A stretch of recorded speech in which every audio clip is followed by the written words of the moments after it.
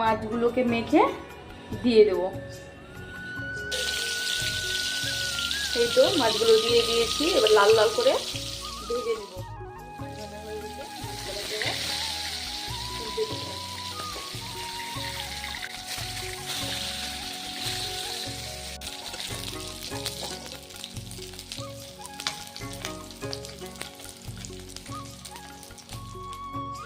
মাথাগুলোকে ভালো করে ভেজে নিলাম।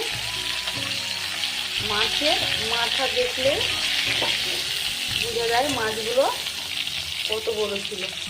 মাছটা মনে হয় 1 কিলো হয়ে যাবে, কম বেশ জানি না, বললাম তো মনে হয় 1 কিলো হয়ে যাবে। এই তো মাথাগুলোকে সেই করে ভেজে নিয়েছি লাল লাল করে।